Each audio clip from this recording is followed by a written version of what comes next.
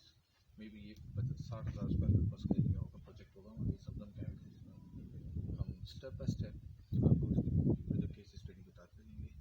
आप देखिएगा किस तरीके से काम होता है और कैसे सही चीज़ को किया जाता है। Thank you.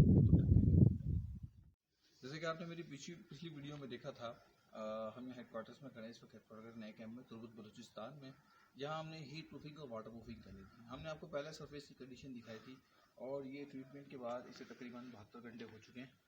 ठीक है, आप इस वक्त देख सकते हैं कि ये कितना ज़्यादा रिफ्लेक्ट कर रहा है और ये मुकम्मल तौर पर अल्हम्दुलिल्लाह अब जो वाटर रिपेलेंट सरफेस है इसमें किसी भी किस्म की पानी की पेनिट्रेशन नीचे नहीं होगी। नंबर 1। नंबर 2 कि हीट के अंदर इंशाअल्लाह ताला आप बहुत ज़्यादा फ़र्क महसूस करेंगे।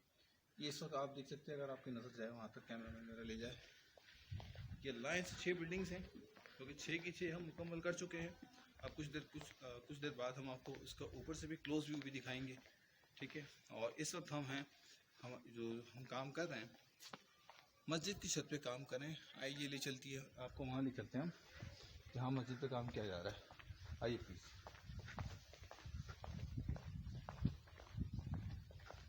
नॉर्मली यहाँ गर्मियों में टेम्परेचर जो है 50 से 55 तक जाता है, बहुत ज़्यादा गर्मी होती है यहाँ।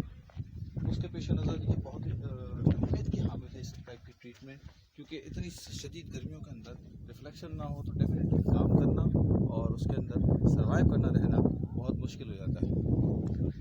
ठीक है सर, हम आपको नेक्स्ट टाइम आगे लेकर आएंगे, क्लोज व्यू दिखाएंगे बाकी छत का। जैसे कि मैंने आपको नीचे से क्लोज व्यू दिखाया कि ट्रीटमेंट का, ये पहली बिल्डिंग है जहाँ हम खड़े हैं। आइए मैं आपको, मेरा कैमरा मैन आपको दिखाएगा। हीट प्रूफिंग और वाटर प्रूफिंग जो कि अप्रॉक्सीमेटली 6 बिल्डिंग्स का एरिया अप्रॉक्सीमेटली तकरीबन 23,000 होता है। यहाँ से आप देख सकते हैं कि जहाँ जैसे कि दिखाया था मैंने आपको कि मस्जिद की तरफ इस वक्त हम काम कर रहे हैं। अप्रॉक्सीमेटली इस 7 बिल्डिंग तकरीबन जो है 28,000 स्क्वायर फीट का एरिया जो कि हमने इन 6 दिनों के अंदर